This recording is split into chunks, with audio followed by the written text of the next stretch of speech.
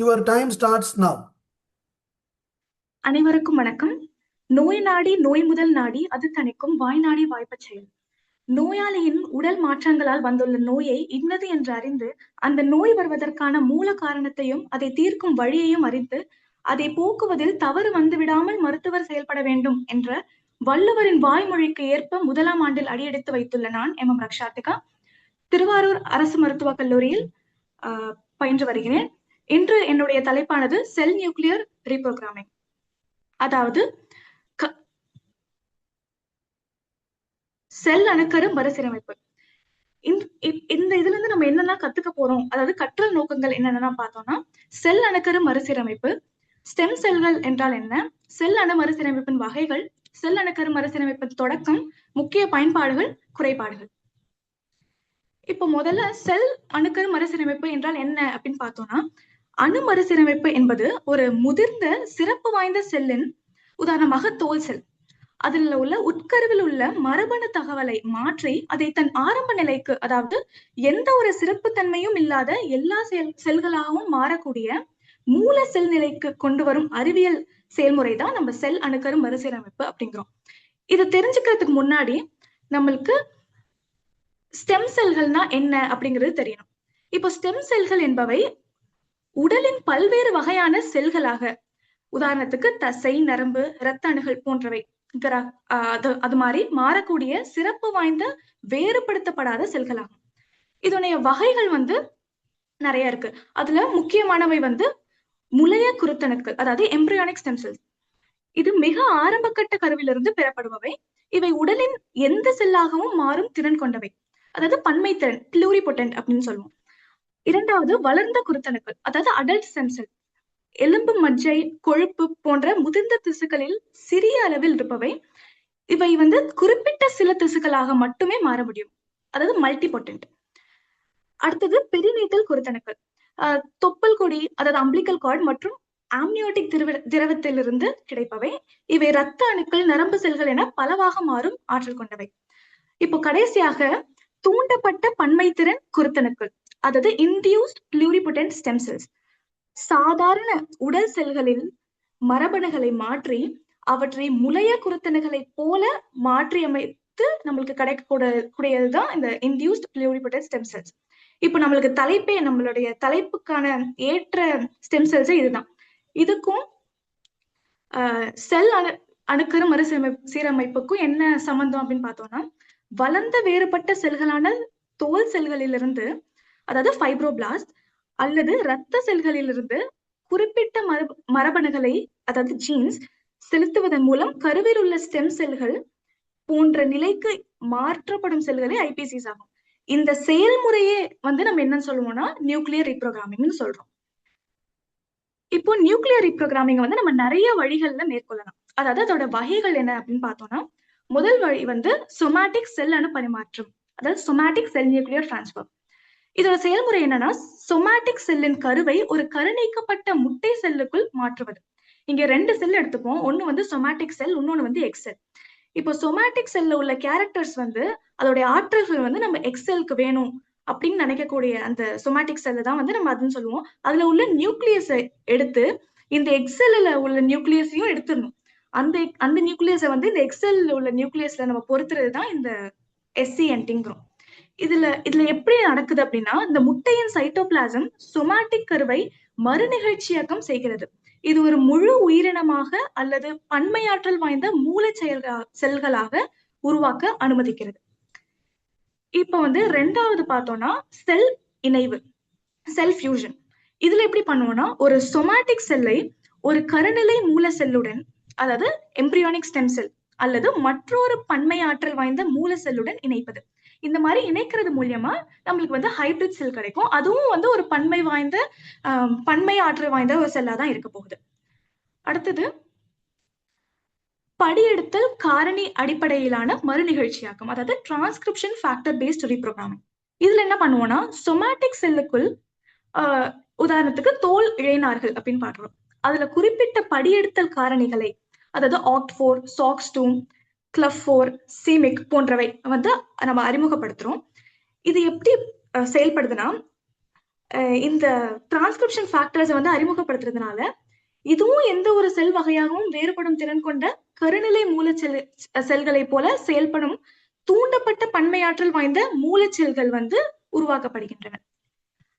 நான்காவது வந்து நேரடி மறுநிகழ்ச்சியாக்கம், அதாவது டைரக்ட் ரீப்ரோகிராமிங் ஆர் டிரான்ஸ்டிஃபரன்சியேஷன் சொல்றோம். இதுல என்ன பண்ணுவோம்னா, குறிப்பிட்ட படியெடுத்தல் காரணிகள் அல்லது ரசாயன காக்டெயில்களை பயன்படுத்தி ஒரு சொமாட்டிக் செல் வகையை மற்றொன்றாக, உதாரணத்துக்கு தோல் செல்லையை நியூரோன் அல்லது தசையாக பன்மையாற்றல் நிலையை கடக்காமல் அந்த பிளூரிபொட்டன்ட் ஸ்டேட்டுக்கு போகாமலே நம்ம நேரடியா வந்து மாத்திடுறோம். அது வந்து இந்த வழி மூலியமா பண்றோம். இதெல்லாம் வந்து வகைகள்.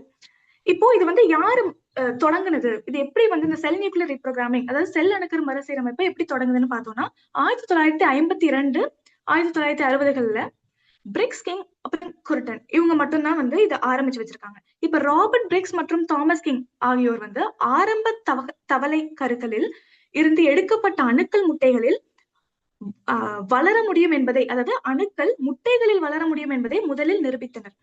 அதாவது அவங்க வந்து ஒரு தவளை எடுத்துக்கிட்டாங்க, அதுல இருந்து அவங்க அந்த முட்டை செல் எடுத்துட்டு அதுல உள்ள நியூக்ளியஸை மட்டும் ரிமூவ் பண்ணிட்டு, அதாவது அணுவை ரிமூவ் பண்ணிட்டு அவங்களுக்கு தேவையான எந்த செல்லோடைய கேரக்டர்ஸ் ஆற்றல் வந்து அந்த முட்டையில வேணும்னு நினைக்கிறாங்களோ அதுல உள்ள நியூக்ளியஸ் எடுத்து இதுல பொருத்தினாங்க. அதுல இருந்து வந்து இந்த மாதிரிலாம் மேற்கொள்ளலாம்னு நிரூபித்தாங்க. அடுத்தது ஜான் குர்டன் வந்து வயது வந்த தவளையின் குடல் செல்களில் இருந்து அணுக்களை அணு நீக்கப்பட்ட முட்டைகளில் மாற்றினால் அவை தரை பிரட்டைகளாக வளர்ந்து வயது வந்த அணுக்கள் வளர்ச்சி திறனை தக்க வைத்துக் கொள்வதை நிரூபித்தது. இந்த சோதனைகள் வந்து சொமாட்டிக் செல் அணு மாற்றம் மூலம் அணு மறுசீரமைப்பின் கொள்கையை நிலைநாட்டின. அடுத்தது வந்து 1997ஆம் ஆண்டு பாலூட்டி குளோனிங் அப்படிங்கிறது பண்ணாங்க. இதுல இருந்துதான் வந்து நம்மளுக்கு டாலி அப்படிங்கிற முதல் செம்மறியாடு நியூக்ளியர் ரீப்ரோகிராமிங் மூலியமா நம்மளுக்கு கிடைச்சிச்சு ஃபர்ஸ்ட் உயிரினம். இதுல வந்து யான் வில்முட் மற்றும் அவரது சகாக்கள் வந்து ஒரு வயது வந்த செம்மறியாட்டின் செல் அணுவிலிருந்து டாலியை குளோன் செய்தனர். இது பாலூட்டிகளில் அணு நிகழ்ச்சி தன்மையை உறுதி செய்து SCNT-ஐ பிரபலப்படுத்தியது. இதுல என்ன பண்ணுவாங்கன்னா, ஒரு செம்மறியாடு எடுத்துக்கிறாங்க, அதுல இருந்து உள்ள முட்டை செல் எடுத்து அதுல இருந்து உள்ள அணுவை எடுத்துடுறாங்க. இன்னொரு செம்மறியாடுல இருந்து உள்ள மெமரி செல், அதுதான் வந்து ஸ்டொமேட்டிக் செல்லிங்க, மெமரி செல்ல இருந்து உள்ள நியூக்ளியஸ் எடுத்து இந்த அணு நீக்கப்பட்ட முட்டை செல்குள்ள செலுத்துறாங்க. செலுத்துறது மூலியமா நம்மளுக்கு பிளாஸ்டோசிஸ்ட் ஃபார்ம் ஆகுது. இந்த பிளாஸ்டோசிஸ்ட திரும்ப வந்து அந்த ஆடு, அந்த முட்டை செல் வழங்கின அந்த ஆட்லயே வந்து அவங்க செம்மறி ஆட்லயே வந்து அதை பொருத்துறாங்க. பொருத்துனதுல இருந்து நம்மளுக்கு கிடைக்கிற அந்த முதலா பிறக்கிற அந்த ஆடுதான் நம்மளுக்கு டாலி. இதுல இருந்தா நமக்கு முதலா இந்த டாலிங்கிறது நியூக்ளியர் ப்ரோக்ராமிங் மூலியமா கிடைச்சிச்சு. அடுத்தது 2006 2007 ஆண்டுல தூண்டப்பட்ட பன்மையாற்றல் கொண்ட ஸ்டெம் செல்கள், அதாவது யமனக்கா, அங்க வந்து ஐபிசிஸ் பார்த்தோம்ல, அதுல வந்து ஃபர்ஸ்ட் கண்டுபிடிச்சது வந்து ஷின்யா யமனக்கா. வயது வந்த சுண்டெலியின் தோல் செல்களை மீண்டும் கருவை போன்ற பன்மையாற்றல் கொண்ட ஸ்டெம் செல்களாக மறுசீரமைக்கக்கூடிய 4 டிரான்ஸ்கிரிப்ஷன் காரணிகள். அந்த 4 டிரான்ஸ்கிரிப்ஷன் காரணிகளை வந்து நம்ம OCT4, SOX2, CLUF4, CMYC இதெல்லாம் வந்து நம்ம யமனக்கா ஃபேக்டர்ஸ்னு சொல்லுவோம். ஏன்னா இதுல இருந்துதான், இவனாலதான் நம்ம அதை சொல்றோம். இந்த டிரான்ஸ்கிரிப்ஷன் ஃபேக்டர்ஸ்னாலதான் அதோட அந்த ஸ்கின் செல்ஸ், அதாவது தோல் செல்களை வந்து நம்மளால ஐபிசிஸா மாத்த முடியுது. இந்த திருப்புமுனை SCNT மற்றும் அதன் தார்மீக கவலைகளை தவிர்த்து நோய் மாதிரியாக்கம் மற்றும் சிகிச்சைக்காக நோயாளிகளுக்கு தேவையான செல்களை உருவாக்க வழிவகுத்தது. இப்போ வந்து எப்படி உருவாக்கப்படுதுன்னு பார்த்துட்டோம். இப்போ அது எங்கெல்லாம் பயன்படுத்துறோம் அப்படின்னு பார்த்தோம்னா, ஃபர்ஸ்ட் மீளுருவாக்க மருத்துவம் மற்றும் சிகிச்சை, அதாவது ரீஜெனரேட்டிவ் மெடிசன் அண்ட் தெரப்பி. மறுநிரலாக்கப்பட்ட செல்கள், அதாவது ஐபிசிஸ் போன்றவை புதிய திசுக்கள் அல்லது உறுப்புகளை உருவாக்க முடியும். இது அவற்றின் சொந்த செல்களிலிருந்து வந்ததால் நிராகரிப்பு இல்லாமல் சேதமடைந்தவற்றை மாற்றும் ஆற்றலை கொண்டுள்ளது. இதுல வந்து ரீஜெனரேட்டிவ் மெடிசன் என்றெல்லாம் வந்து ஸ்டெம் செல்ஸ் வந்து நம்ம இப்போ நோயாளிக்கு ஏதாவது சேதமடைஞ்சிருச்சு ஏதாவது ஒரு பார்ட்ல அப்படின்னா ஸ்டெம் செல்ஸை பொருத்துவோம். ஆனா இந்த ஐபிசிஸ் வந்து அவங்க உடம்புல உள்ள ஒரு ஸ்டெம் செல்ல, அடல்ட் ஸ்டெம் செல்ல நம்ம திரும்பவும் எம்பிரியோனிக் ஸ்டெம் செல்லா மாத்துறோம். அதனால அது அவங்க உடம்புல இருந்தே தான் வருது. அதனால எந்த ஒரு ரிஜெக்ஷன், இம்யூனிட்டி ரிஜெக்ஷனே இல்லாம அது வந்து அக்செப்ட் பண்ணிக்கும். அடுத்தது நோய் மாடலிங், அதாவது டிசீஸ் மாடலிங். ஆராய்ச்சியாளர்கள் வந்து மரபணு குறைபாடுகள் உள்ள நோயாளி குறிப்பிட்ட செல்களை உருவாக்க முடியும். இது ஆய்வு கோப்பையில் நோய்களை படிக்கவும் புதிய மருந்துகளை சோதிக்கவும் அனுமதிக்கிறது. அதாவது பேஷண்ட் ஸ்பெசிபிக்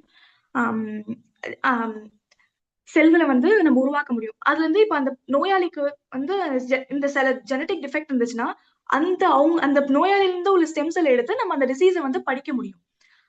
அதுக்கான ட்ரக்ஸையும் நம்ம கண்டுபிடிக்க முடியும். அதுல இருந்து இந்த நியூக்ளியர் ப்ரோக்ராமிங் யூஸ் ஆகுது. அடுத்ததாக செல் உயிரியலை புரிந்து கொள்வது, அதாவது அண்டர்ஸ்டாண்டிங் செல் பயாலஜி, அதாவது செல்கள் எவ்வாறு சிறப்பு பெறுகின்றன என்பதையும் மரபணு வெளிப்பாடு ஜீன் எக்ஸ்பிரஷன் எப்படி இருக்கு, எவ்வாறு கட்டுப்படுத்தப்படுகிறது, அதாவது எபிஜெனடிக்ஸ் என்பதையும் புரிந்து கொள்ள இது உதவுகிறது. வளர்ச்சியின் அடிப்படை வழிமுறைகளை இது வந்து வெளிப்படுத்துகிறது. இப்போ பயன்பாடுகள் பார்த்துட்டோம். இதுக்கு வந்து குறைபாடுகள் வந்து கசப்பான விஷயம் தான். ஆனா இந்த குறைபாடுகள் வந்து ஜாஸ்தியா இருக்கு. இம்பார்ட்டன்ஸை விட குறைபாடுகள் ஜாஸ்தியா இருக்கு. உயிரியல் மற்றும் தொழில்நுட்ப குறைபாடுகள் பார்த்தோம்னா குறைந்த செயல்திறன், அதாவது லோ எஃபிஷியன்சி. ஒரு சாத்தியமான குளோன் செய்யப்பட்ட விலங்கை உற்பத்தி செய்யும் வெற்றி விகிதம் வந்து மிக குறைவு, ரொம்ப கம்மியா தான் இருக்கு. பொதுவாக 1% முதல் 3% மட்டுமே இருக்கு. ஏன் இது நடக்குது அப்படின்னா, சொமாட்டிக் செல் மரபணுவை சரியாக மீண்டும் வடிவமைப்பதில் உள்ள சிரமத்தினாலதான் இது ஏற்படுது. இரண்டாவது குறைபாடு என்னன்னா வளர்ச்சி குறைபாடுகள் மற்றும் சுகாதார பிரச்சனைகள். இப்ப குளோன் செய்யப்பட்ட விலங்குகள் வந்து வளர்ச்சி மற்றும் சுகாதார பிரச்சனைகளை எதிர்கொள்கின்றன.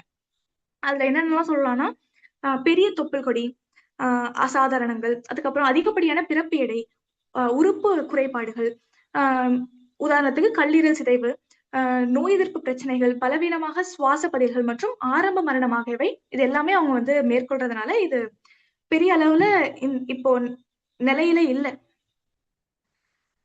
அடுத்தது வந்து அண்டத்தின் வழங்கல் மற்றும் தரம், ஊசைட் சப்ளை அண்ட் குவாலிட்டி. அதாவது இந்த முறைக்கு ஒரு பெரிய எண்ணிக்கையிலான உயர்தர அண்டங்கள் தேவைப்படுகின்றன. இவை விலங்குகள் மற்றும் மனிதர்களிடமிருந்து பெறுவது சவாலானது. குறிப்பிடத்தக்க நடைமுறை, நிதி மற்றும் நெறிமுறை சவால்கள் முன்வைக்கிறது. இதெல்லாம் வந்து ரொம்ப நிறைய எக்ஸ்பெக்ட் பண்ணுது. இந்த நியூக்ளியர் ப்ரோக்ராமிங் செயல்படுறதுக்கு நிறைய டிமாண்ட்ஸ் இருக்கு. அதனால இது நம்மளால சராசரியான வாழ்க்கையில மேற்கொள்ள முடியல. அடுத்தது கட்டி மற்றும் பிற மரபு வழிகள்.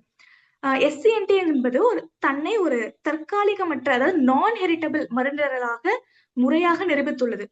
அதே சமயம் மற்ற மறுநிரலாக்க முறைகளான தூண்டப்பட்ட பன்மையாற்றல் வாய்ந்த ஸ்டெம் செல் உருவாக்கம் போன்றவை மரபணு செருகளுக்கு வழிவகுக்கும் சில வைரஸ் திசைகளின் பயன்பாட்டின் காரணமாக கட்டி உருவாக்கம் மற்றும் பிற மரபு வழி குறைபாடுகளுக்கு வழிவகுக்கும் அப்படின்னு சொல்லியிருக்காங்க. அடுத்தது வந்து நெறிமுறை மற்றும் சட்டப்பூர்வ குறைபாடுகள், எத்திக்கல் அண்ட் லீகல் டிஸ்அட்வான்டேஜஸ் இதுல இருக்கு. நெறிமுறை கவலைகள் அப்படின்னு பார்த்தோம்னா மனிதர்களை குளோனிங் செய்வது சிகிச்சை நோக்கங்களுக்காக